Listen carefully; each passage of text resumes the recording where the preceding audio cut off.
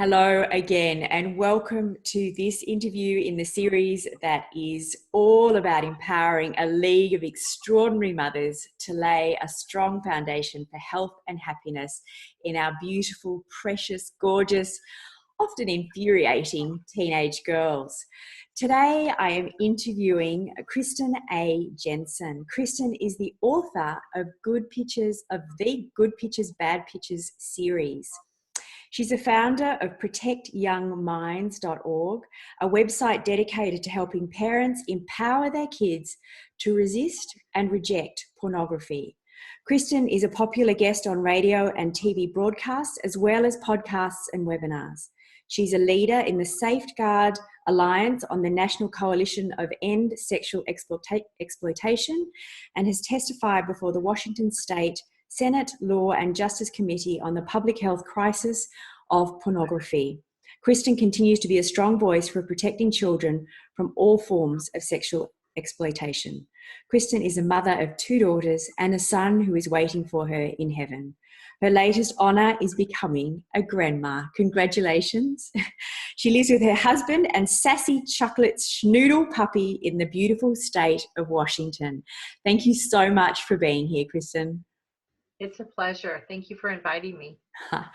My earliest memories of sort of discovering and thinking and learning about sex and all our lovely body parts was sitting in the corner of a school library with my girlfriends in primary school, and the book from memory was called Where Did I Come From?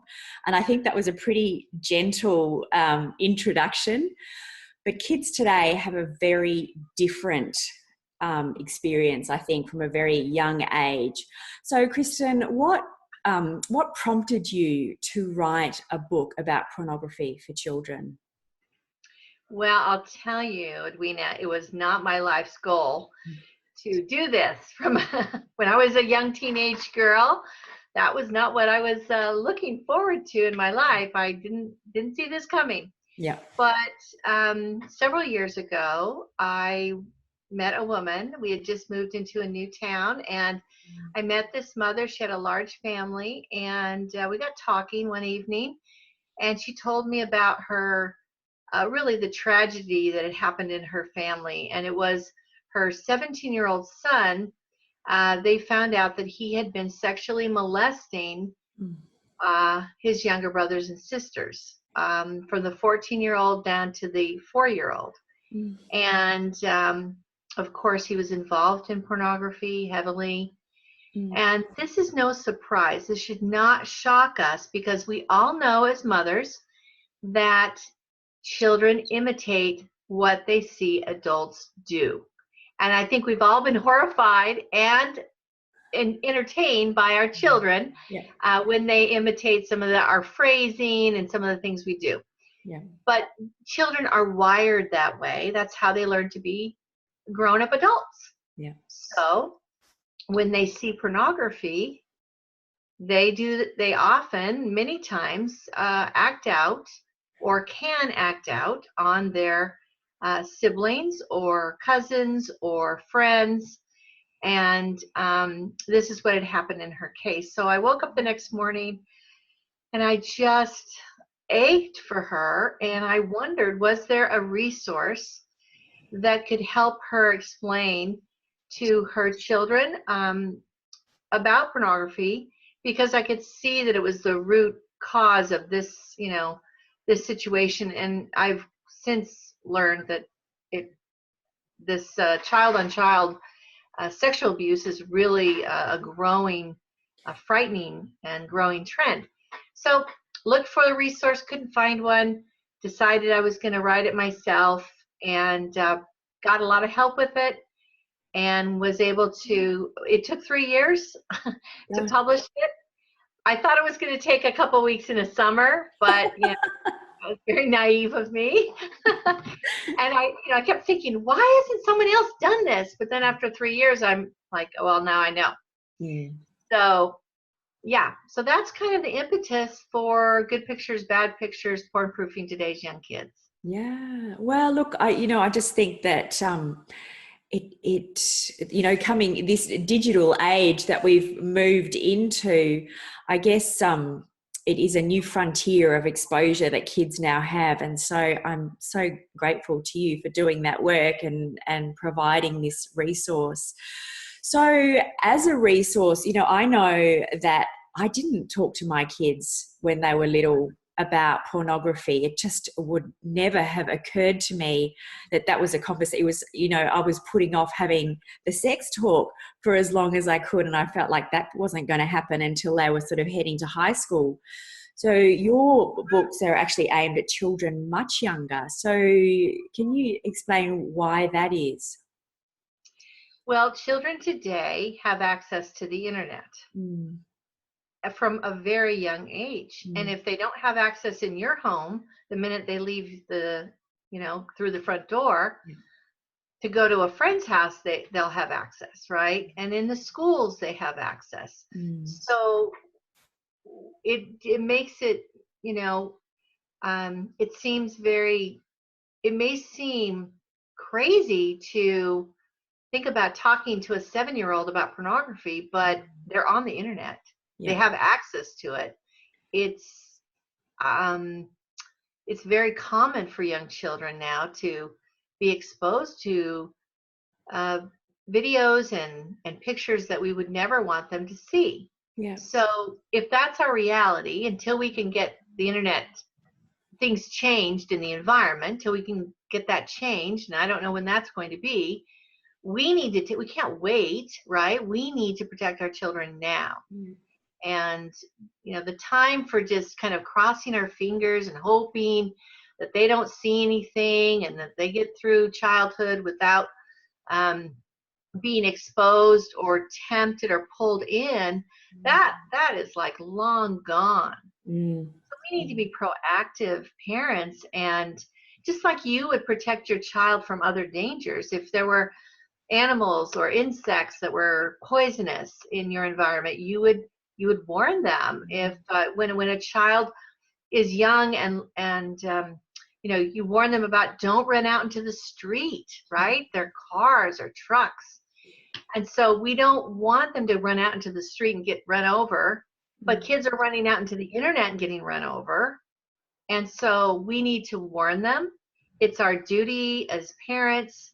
We owe this to our children. They need it. And it might be uncomfortable, but we can do hard things, right? We're moms. We can do hard things. Yeah. So this might be a little uncomfortable, but we've tried to make it as comfortable as possible with our books and with our resources. I know when one of my girls was going, I'm just trying to remember, I think it was about grade 4, and she got a device for the first time. She changed schools, and I knew something was going on. I could just tell that she was, feeling really unhappy about something. And eventually she told me that out of curiosity, she'd typed sex into the Google search bar and had been thoroughly traumatized by what had come up. And I think that's probably a very common way for these kids to get exposed to all sorts of stuff. But are there other ways that it's sneaking in as well? Oh, yes. There's so many ways that kids get exposed to pornography. And the way that you just mentioned is very common. When you think about it, when we have a question, what do?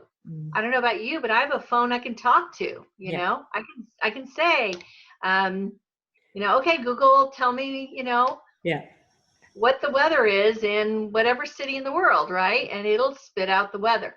So they see us consulting the internet for all kinds of questions.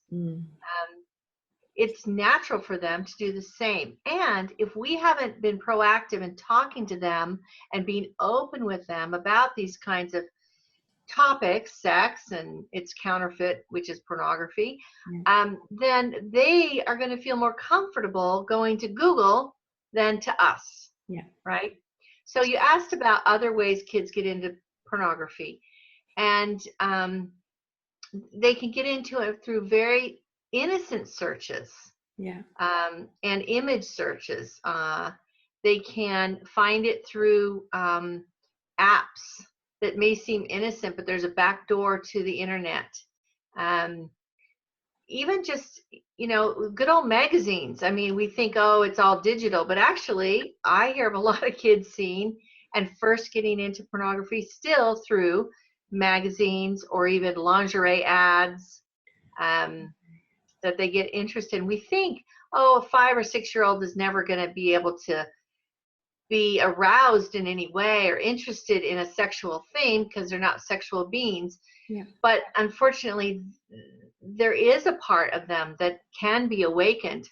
And so we need to be careful about that too. So I think, we can try to lock down our devices, and we should. And we can have filters. And I'm not saying we shouldn't. I think we should. But we should go about it as like this is just one weapon, in our whole armory. We have to have an internal filter. Children need an internal filter that will go with them wherever they go, whether it's to school, a friend's house, a family member's house, wherever, so that they know what. So I'll just give you the 3 things that children need to know right off the bat. And there's more, but just 3 basic things. 1, they need to have a definition of pornography. Okay. And we'll talk about later, one of the giveaways that we're going to have is 3 ways to define pornography to children in age-appropriate ways. So we need to define it so they recognize it. And then we need to help them understand the dangers of pornography, why it's not a good thing, what it can do to their brain. And then 3rd, we need to give them a plan for how to respond to pornography when they see it. So a definition, a warning, and a plan. Yeah. Those 3 things, if children have that, they are on their way to being more resistant to pornography. That's perfect. Can you just, because often, when we print something out, that's a fantastic resource, but hearing you sort of go through a little bit of what that looks like would probably be, well, I know I would love to hear that. So what is your definition of pornography? Well, pornography, as we define it in Good Pictures, Bad Pictures, is pictures, videos, or cartoons of people with little or no clothing on. Okay. And these pictures focus on the parts of the body that we keep covered with a swimsuit. Yep. So it's very simple, right? Very simple. And it just gives them enough information so that they could identify it. We're not going to go into all the, all the different kinds of pornography and everything else. No, or even sex. For a young child, just naked people. That's kind of it. Okay. And I've been kind of criticized because people say, wait a minute, you can go into an art museum and there'll be naked people. Well, we have a great blog post on Protect Young Minds about how to help children understand the difference between art and, nudity in art and nudity in pornography. And there's a vast difference. And we have a few pointers that we can help you understand. But the main thing is this: give kids an age-appropriate, simple definition. And as they get older and as they know about sex, then you can add another definition, which is, it's video pictures that are designed to, have a sexual response, to arouse sexuality, to portray sexual information. And we have that as well on our blog. But you start simple. Yeah. Just give them enough so that they can recognize it. And then as they grow, give them more information. Yeah. Yeah. I think it does become in my mind, it becomes a trickier and trickier conversation. I mean, I'm talking about girls that are 14 and 16 who have watched, it's obviously sex in movies and respectful sort of sex. So in my mind, when I think about pornography, I think about behaviors that are perhaps being disrespectful to either sex and perhaps violence and all those things. So it sort of leaps into a different category. So I'll be interested to. Yeah, so that's a good conversation. That's a really good. So is there anything wrong with what we call like female-friendly porn or vanilla porn, whatever, just a man and a woman having sex? I think there is, and I'll tell you why. Because I believe that a sexual relationship, the beauty of a sexual relationship with someone that you're committed to and that is committed to you, and that you have this deep connection with, that is something that you develop that is unique. That relationship, that sexual relationship is unique. If you watch pornography or even sex in movies and whatever, that's sex the way they want for the camera, right? That may not be the kind that's good for you and your marriage, right? And your relationship. And I feel like that's one really good reason why it's better to just develop it with your partner so that it can be unique. When kids learn to draw flowers in their little art class, it seems like everyone's drawing the same flower. And really, with sex, it should be a very unique. Every relationship is unique. And that's the beauty of it. And if you never get to that level, then you're missing a lot. If sex is simply just performance, then I think you're missing a lot. And I think we're stealing that from our children. I think that's such a great analogy. That's really, that's a very interesting way to look at it. Yeah.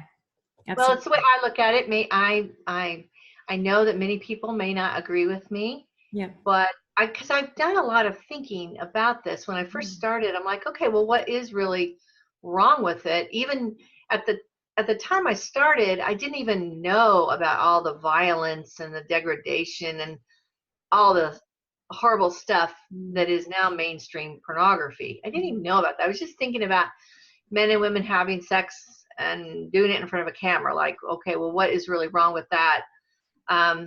Especially if you're an adult and you're married and whatever.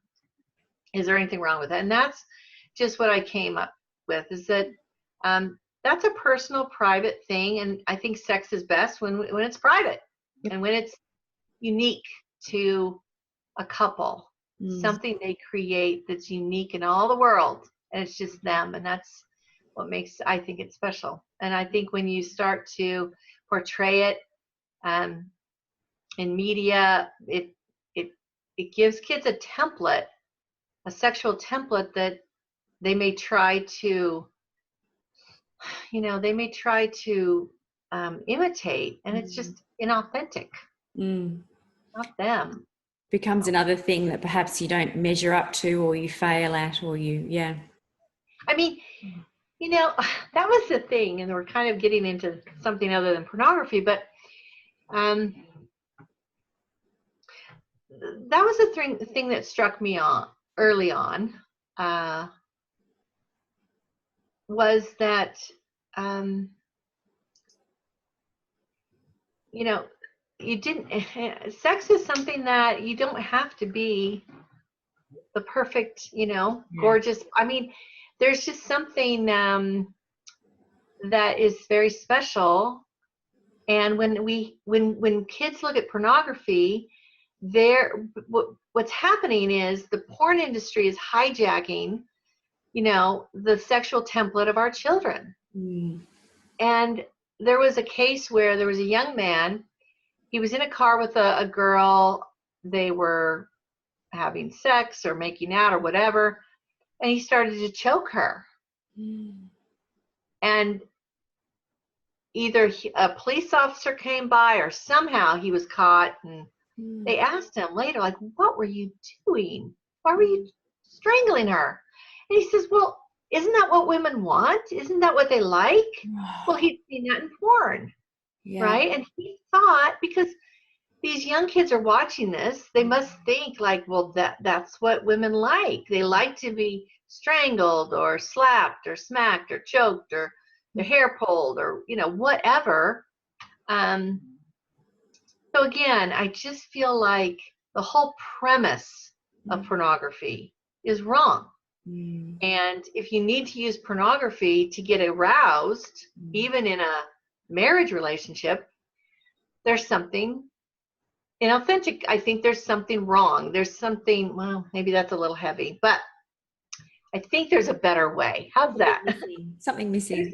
There's something missing, and there's a better way to create that very special relationship.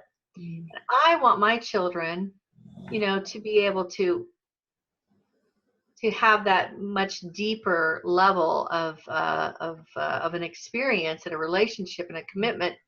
And pornography does not sell those ideas. Yeah. Pornography is selling ideas, it's basically selling the idea that it's a performance. It's all about performance. And so we talk about the word addiction seems to come up a bit with pornography, and it's certainly a word that comes up with all things digital, isn't it? It's it's being addicted to our phones and being addicted to social media, and addiction to pornography is also a very real thing, isn't it? So what does that look like, or how does that come about? Well, Edwina, all forms of addiction has a process, and we are now finding out through scientific studies that addiction is the same no matter if it's a substance or an experience or a behavior. So, someone's addicted to video games, someone's addicted to gambling, someone's addicted to shopping, someone's addicted to eating. That process is really the same as someone being addicted to heroin or alcohol or tobacco. When it gets down to the neurons and the synapses and the dopamine that's flowing over those synapses, it's all the same addiction process. So you can become addicted to pornography. And I have read many accounts and talked to people who they said that they had other addictions, and those addictions were easier to get over than a pornography addiction. And when you think about it, if you have an alcohol addiction, my own father had a very severe alcohol addiction. You can, but at the very least, you can get it out of your system.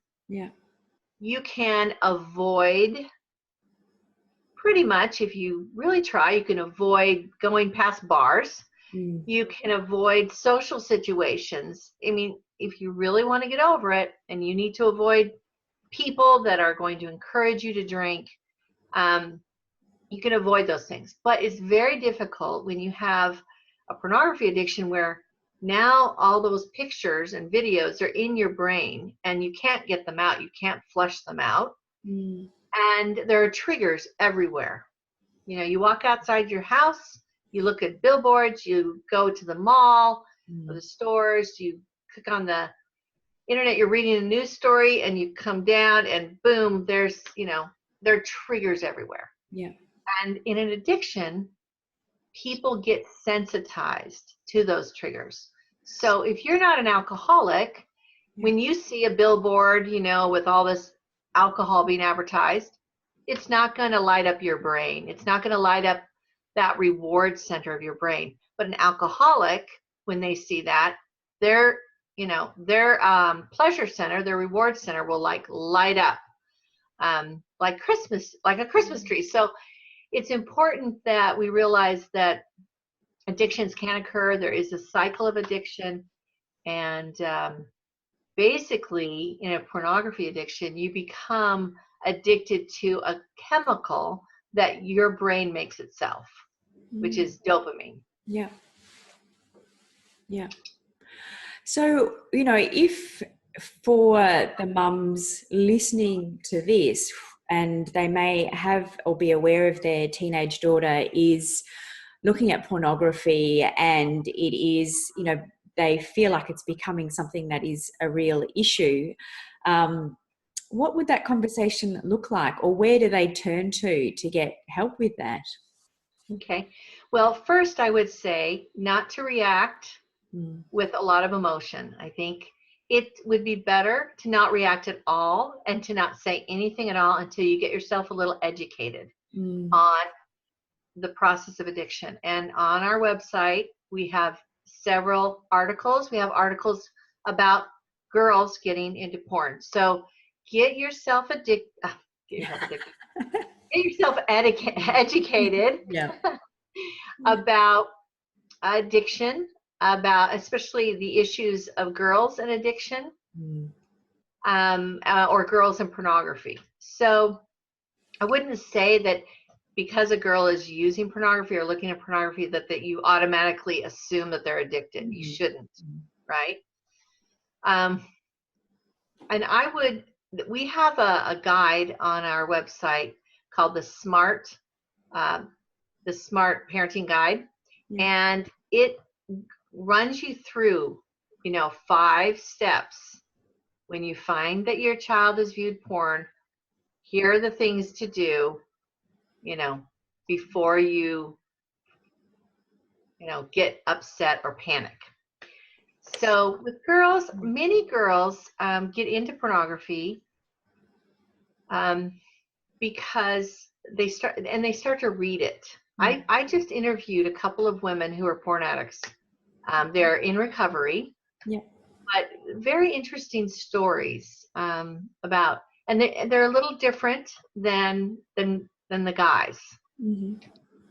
So there's some very interesting differences. I don't know if you want me to talk about those. Yeah, but I do. I think it's really, really useful to have real life stories. I think that's great. Yeah.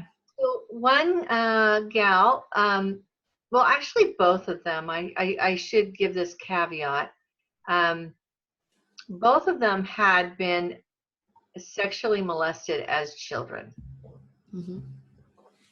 And what I found is that some children have been sexually molested, they don't tell anyone, and their parents don't even know. Right. So I would, in the back of my mind, I would think about that. Now, that doesn't mean that your daughter has been sexually molested, but it is one way, and this may seem counterintuitive, but looking at pornography is one way for a girl to normalize what happened to her. Okay, yeah. And to try to work through the trauma. I don't think it's the best way, but it is the way that they're like, if I can watch it. And in fact, there was a study done that showed that rape victims were drawn to watching rape porn. And it befuddled them until they realized they're trying to normalize what traumatized them. That makes a lot of sense. Yeah, it wasn't that bad. It's normal, right? This happens. So the other reason that girls get into pornography is they feel like they need to know how to attract men. So, hey, how better to learn than to go to pornography and then watch the porn stars? Notice it's never a porn actress. It's always a porn star. Yeah. I thought about that, but you're right. Yeah. And of course, men are all over these women, so they must know something that I need to know. That's one other way. And then girls, they're intrigued. So this is the other thing, is that girls are sexual beings, just like boys are sexual beings, but we always just think boys are. Girls, they wouldn't get into that. They wouldn't, be interested in that. But they are. We are all sexual beings. And so girls just have more shame around it, even than boys. So when a girl, some of the women that we've talked to, they have started with literature. But then they've kind of worked up to, it always seems to end with video. It always seems to end. And sometimes they go through anime porn as well. It's like cartoon porn is arousing enough, but it's not so real, you know. So sometimes they'll use anime porn. And I feel like it can be it's just as addicting for girls as guys. But they come at it in a more of a, I'm trying to learn. And I will tell you, all kids have the task of growing up. Yeah. And one of the things they have to figure out is sex, right? And if we don't tell them about it, now they have a lot of options. Yeah. To figure it out, as we talked about previously. So it's so important to start those conversations early so we can satisfy their curiosity instead of Google. Yeah, or learning from their friends. I mean, we all learn things from our friends. That's part of having peers. But when I found out what sex was, I immediately went and talked to my friends. Yeah. And guess what? Their parents did not appreciate that. Yeah, well, I think that's a pretty normal thing. That's a pretty normal thing. So, there's the next sort of leap from pornography, and that's that connection between pornography and sex abuse, which really was where you started with this whole conversation and how you came to be doing this work that you're doing. But maybe looking at that link a little bit more so that we have an understanding about that as well. Yeah, well, we've known that pornography is used to groom children. Because if you can get children to look at something and say, hey, these kids are doing it, then you can make them feel more comfortable being basically sexually abused. It goes back to that whole normalizing conversation, doesn't it? Right. So as pornography has become more ubiquitous in the world, kids and teenage girls just come to accept that that's what it is. That's normal. And the things that are done in pornography are normal, and I just need to learn to like it. And they shouldn't need to learn to like the abuse that's in there. But we're talking about child abuse. So the links between pornography and child abuse. First of all, like I said, it's used to groom children. Children, unfortunately, that are exposed to pornography, even if they haven't had a hands-on perpetrator, sometimes go on to abuse other children. And this is a skyrocketing phenomenon.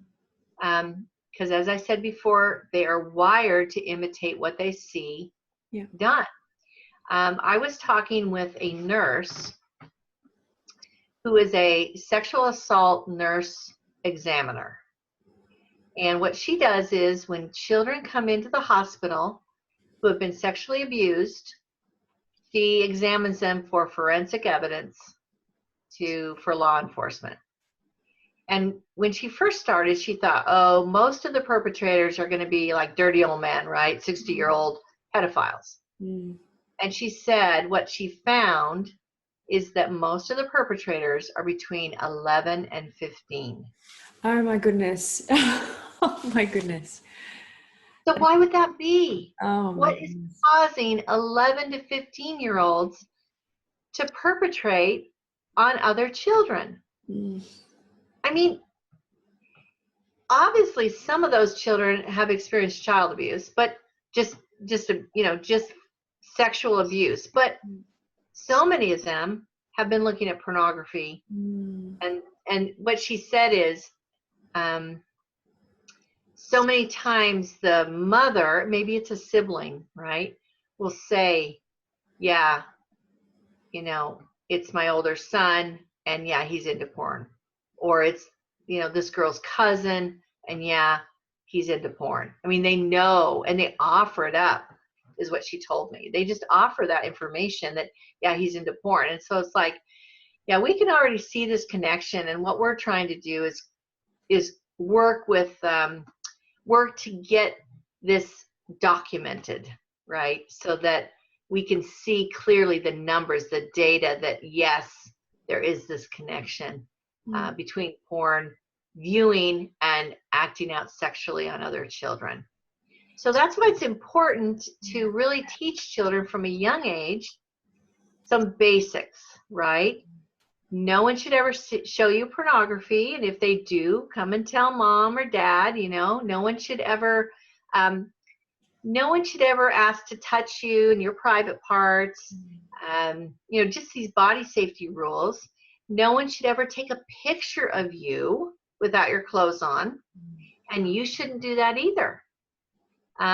That's another big thing that's becoming such a hot topic, is this sexting, and our teenagers particularly, taking photos of their boobs or whatever and penises and sending them to their friends, and then it gets shared across the school, and then it's out in the big wide world. And like poor they kids don't understand how vulnerable they're making themselves. They think it's just funny, or and kids don't think. I mean, that's their brain is not yet fully developed. Their thinking brain is not yet fully developed. So unfortunately, they have this amazing power put into their hands in the form of a smartphone. Yeah. And they don't have the maturity, most of them. I think that's I was, in doing the research that I'm doing for this summit, I saw somebody talking about the fact that it's actually illegal for these kids to be taking photos of their private parts and putting them on the internet, and they can actually be prosecuted for it. That's probably the least of my worries as a mum. But there's so many levels to this rising problem of what we're facing. And I just think that the word normalizing is what I'm taking from this conversation, is that, it's becoming so normal for these kids to do these things, and how we as mums turn that around, and the conversations that we need to be having, and being empowered with the right language, because it is so awkward having these conversations with our kids. I would love to meet a mum that doesn't find it awkward, so I can absorb some of her courage. I'll tell you one thing. If you start early, it's not as hard. Yeah. If you start with young children, it's like, a 5-year-old, whatever you tell them, they believe, right? Yeah. And so when you start young, opening that door to those conversations, as they get older, it is just natural. It is just normal. It's not going to be so awkward. Now, if you start when they're 14, you're going to have to kind of like get over that awkward barrier, but it's still so important to talk to our kids. So when you were talking about normalizing, when you're mentioning that, this is what I've come to when I talk to youth. And sometimes I'm asked to speak to groups of youth and their parents. What I do is I have a chart in one of my slides that shows, on one side, that lists all the characteristics of a healthy sexual relationship. And on the other side, I list all the characteristics of pornography. And you can show them they're exactly opposite. So, for example, a healthy sexual experience, a healthy sexual relationship is one where both partners are interested in the other, right? Giving to the other. It's not selfish. It's more, selfless. It's, I'm concerned about you and your experience and how you feel, and you're concerned about me and how I feel, and and that's when it works the best, right? But porn is all about it turns a person to become more self-centered. Yeah. It's all about my own pleasure and what makes, me aroused, and what you do for me. And it becomes very me-centered, very, very, So, and you know, in a real relationship between two people that love each other, you know, they may be in great shape or they may not be in great shape, but that isn't the most important thing, right? Um, it's that personal connection and the love that they share. Whereas in pornography, you don't get any love really. You just get performance, and often it's violence, and so they're just opposite, really. And you can do this with your daughter. You can go down and say, okay, well, this is what I think of a healthy sexual relationship. And really, what's healthy for a sexual relationship is the same thing that's healthy for any relationship. Right? It's real, right? It's authentic. It's honest. It's not fantasy, right? It's real. Yeah. And so you can list those characteristics, and then you can go down, you can list these other characteristics of what porn is all about. And so I think that's a good exercise. And maybe you wouldn't do it on the first discussion, but I think that could be something very instructive, because most of these kids are not stopping to think about this. Yeah. They're just accepting. Is that comparison chart on your website, Kristen? Is that something that we can find? That's a good question. Yeah. I've I written just so think, many when I talk about having the courage for us mums to talk to our girls about this, it's really in that desire to find exactly the right language and the right way to present it, because we don't want to portray that sex is anything other than a wonderful thing, because it is. Right. But how to have that conversation so that we get it right is what, I have that perfectionist gene. Well, that's a really good point, is that we want to get it right, but it's better to start and get it a little bit right than to never start at all because we're so afraid of not getting it right. Look, if you love your daughter, you're going to get it right. You're going to explore it together, and you can be honest, and you can just say, look, this is uncomfortable for me. Yeah. I love you, and I feel like there's some things that will be helpful if we talk about, them together and explore this together. And I'm learning this. I'm just learning this. So now I wanted to share it with you and get your thoughts. That's perfect. With teachers, you kind of have to draw them in and have them, it's not a lecture mode, right? Yeah. It's a discovery mode but they need your mentoring. Yeah. So get educated and then work with them, making sure they get to talk a lot, and don't do it in an hour-long session. In a 5-minute session when you're on the way to the grocery store. Yeah. That's another thing. Do it side by side. When we're looking at each other like this and you're talking about a difficult topic sometimes, and if there's a relationship thing, it can be hard, intimidating. But if you're sitting side by side in a car going to the grocery store, whatever, that's much less intimidating. Yeah. And it can be a great place to start.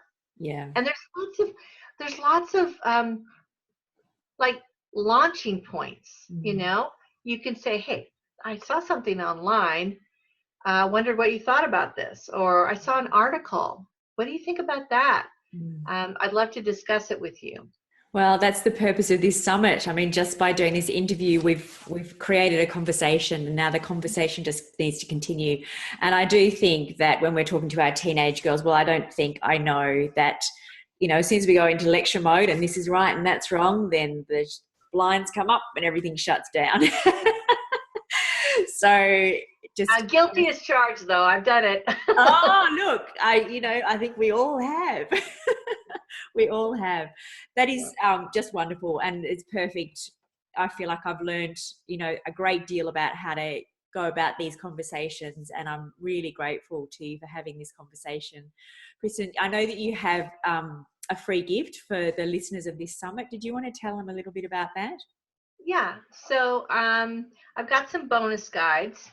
First of all is one called Three Simple Definitions Pornography Kids Can Understand. Now, these are not only talk about, what it is in a very simple term, so you could start with your younger daughters or sons, but also talk about how it can make you feel, because kids often get confused. They may feel like repulsed, but at the same time, like curiously attracted, right? So it's important to help children understand that. And then a kind of a definition for an older child. And then we have, is my child ready for a smartphone? I think there's not one certain age, but I do believe there are certain standards or certain questions. So there's like 10 questions that you can ask yourself about your child's maturity. For example, you have rules maybe around, how much TV they watch, or how long they're on the video game, or, whatever parenting rules you've already kind of laid down. And if your child is pushing against those all the time, and they're not respecting some of these, rules that you've put into place, or maybe that you've even agreed upon as a family. It's always good to get buy-in. If they're always pushing and they're not willing to hold right to those guidelines or rules, then maybe they're not ready for a smartphone, right? They need to be mature enough to follow some rules. And the other thing I always say about smartphones is that don't give your child a smartphone. Lend your child a smartphone. It's not theirs. It's yours. You're paying for it. There's a whole different psychology when you do it that way. When you say, here, this is my smartphone. You can use it now that you're 14, 15, whatever age you've decided, or if your child is ready. But here are the rules, and here are the consequences if you don't follow the rules. So then the other one is Body Safety Toolkit. This is very popular. It's so parents can help children create a body safety plan. And I don't care how old you are, how young you are, we need to teach our children these body safety rules and help them understand how to stay safe. So this has been a very popular guide with parents, and I think very helpful. Perfect. All three in this bonus, and I think that these three things are really, these three guides are really, really helpful. That's so generous. I'm so grateful for this conversation. I just think it is really, really timely. And I think it's very important. And just, I really hope that mothers are able to use this as a starter conversation and can, keep it rolling from here. It's fantastic. Thank you so much for your time today, Kristen. You're welcome, Edwina. It's been great. Thank you very much for inviting me. It's a pleasure. All right. Bye for now.